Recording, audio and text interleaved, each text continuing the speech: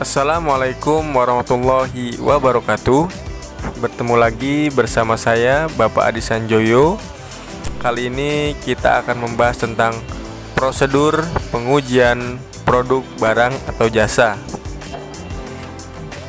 Konsep pengujian adalah proses yang menganalisis prosedur statistik, membentuk ulang dan mengubah ide-ide mengenai ide dasar untuk produk. Sebelum produk diperkenalkan di pasar, perlu dilakukan pengujian produk.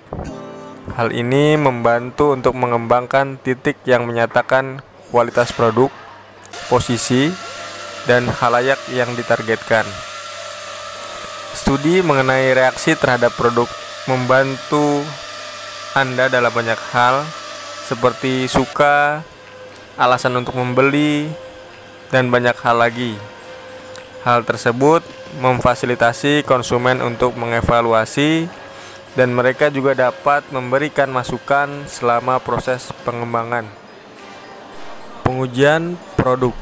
Pengujian produk dilakukan karena produsen ingin mengetahui nilai dan daya guna barang tersebut sebelum dilempar ke pasaran. Pengujian produk adalah strategi untuk meningkatkan aspek perlindungan konsumen. Pengujian produk merupakan tonggak awal datangnya era konsumsi modern. Pengujian produk dapat dilakukan oleh membuat produk yang bekerja sama dengan peneliti independen atau peneliti yang ditunjuk oleh pemerintah. Pengujian produk memakai dasar metode pengujian ilmiah.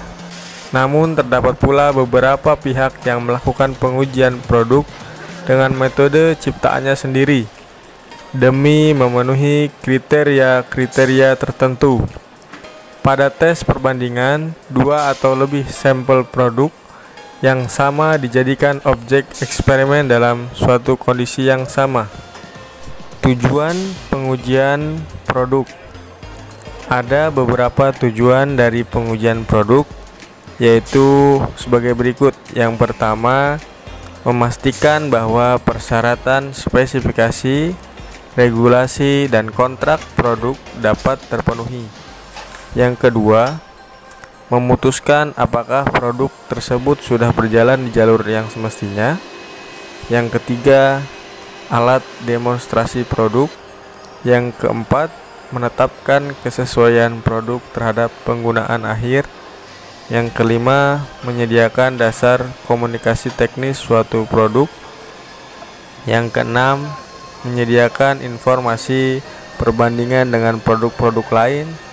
Yang ketujuh, upaya menciptakan produk yang dapat dipertanggungjawabkan secara hukum. Yang kedelapan, membantu pemecahan masalah terhadap kendala produk. Yang terakhir adalah menentukan potensi penghematan dalam produksi suatu produk. Keuntungan dan kerugian pengujian produk. Pengujian produk sering kali menjadi perhatian utama karena pengujian produk dianggap gagal dalam memperbaiki kegagalan produk lama. Pihak manajemen yang bertanggung jawab karena mereka melakukan pengujian produk dengan cara-cara yang kaku dan tidak sesuai dengan perkembangan zaman. Banyak yang menganggap bahwa manajemen penguji produk akan merugikan suatu produk sebagai pengganti menyukseskan suatu produk. Alasan lain atas kritik terhadap pengujian produk adalah bahwa pengujian produk hanya mengurusi masalah-masalah yang kurang penting atas suatu produk. Namun, tidak dapat dipungkiri bahwa pengujian produk dapat membawa keuntungan baik bagi produk itu sendiri maupun bagi konsumen. Berikut adalah keuntungan dan kerugian pengujian produk. Yang pertama, keuntungan pengujian produk. Ada beberapa keuntungan dalam pengujian produk. Yang pertama adalah menjajal strategi pemasaran. Kemudian yang kedua, memberikan informasi mengenai produk. Yang ketiga, sebagai upaya untuk mengatur strategi merek. Dan yang keempat terakhir, membantu produsen mencermati kesalahan. Yang selanjutnya adalah kerugian pengujian produk. Berikut beberapa risiko dan potensi kerugian dalam melakukan pengujian produk. Yang pertama adalah pengujian produk cenderung dapat membuat perusahaan membayar biaya ekstra atau lebih mahal. Yang kedua, permasalahan dalam penerapan pengujian produk. Ya, itu merupakan beberapa keuntungan dan kerugian pengujian produk. Selanjutnya kita akan membahas tentang pihak yang berperan dalam pengujian produk. Ada beberapa pihak yang berperan dalam pengujian produk, di antaranya sebagai berikut. Yang pertama adalah pemerintah. Peran pemerintah dalam pengujian produk adalah dengan menetapkan hukum yang menyatakan kewajiban produsen untuk menjelaskan dan menjamin keamanan produknya. Yang kedua adalah perusahaan.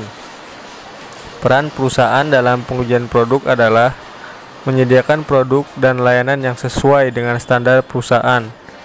Biasanya standar yang diterapkan adalah standar fakultatif, yang artinya perusahaan tersebut menetapkan aturan untuk dirinya sendiri, dan standar wajib atau dikeluarkan oleh pemerintah.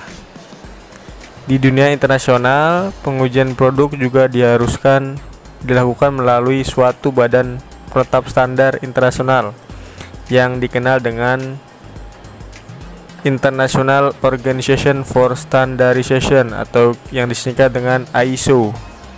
Ya, sekian pemaparan dari saya tentang prosedur pengujian produk, barang atau jasa.